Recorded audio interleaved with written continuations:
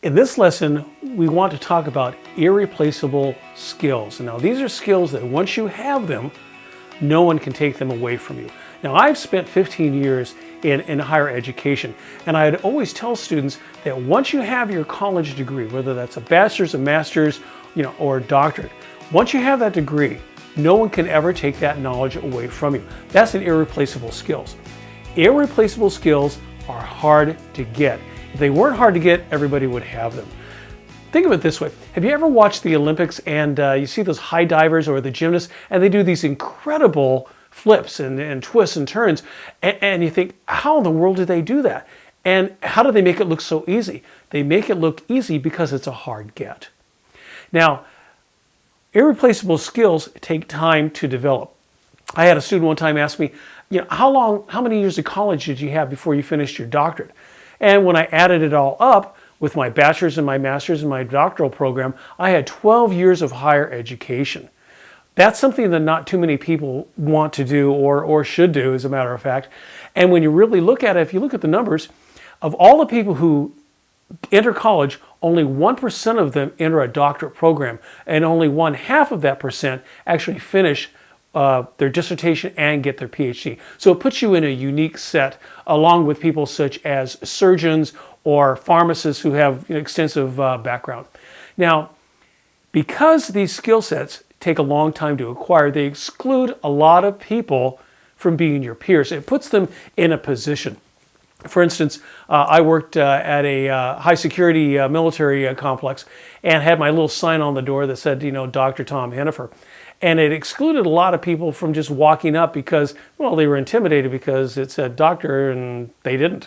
So also, any hard to get skill requires not only certification, but a lot of times it requires some type of license. For instance, if you want to be a financial planner, that takes some type of extra education. If you want to be a surgeon, you've got to have a medical license. You have to be licensed by the state. And these skills need to be upgraded. So when you look at irreplaceable skills, look at your industry and ask yourself, what are the skill sets that are in demand now and in the future, and how can I grab onto that irreplaceable skills so no one can ever take it away from me, regardless if I work here or wherever else my road takes me. Those skills will move with me, and they're not dependent on the organization.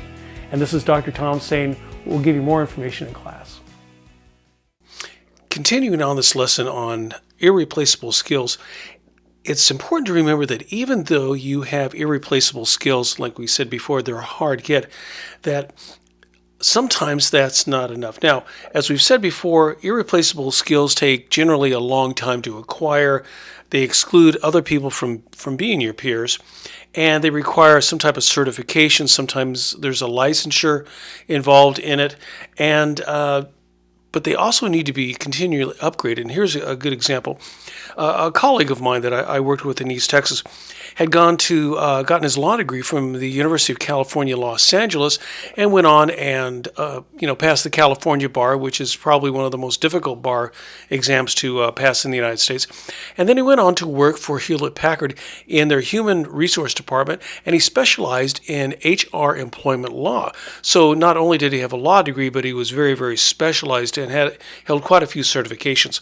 Well, as things happen in life, his parents that were living in East Texas reached an age where they needed a little bit more help. So he quit his job at HP and he moved to East Texas to take care of them in their old age.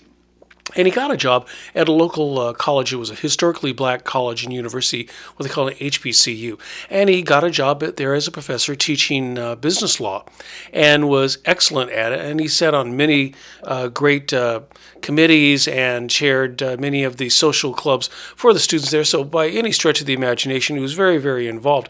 The downside is that when he moved from California to Texas, he never took the Texas bar. And after 10 or 15 years of teaching at the college level, some of his legal skills had atrophied. They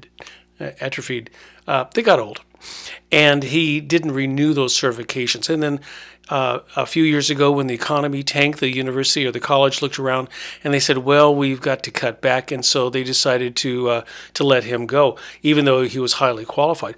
But because he had not kept up on his licensure and had not really joined the Texas bar or started socializing with people in the Texas bar, he lost touch with his colleagues and his industry, and for the most part has not worked since. Now, people would say, well, he's got a law degree from UCLA and all this experience.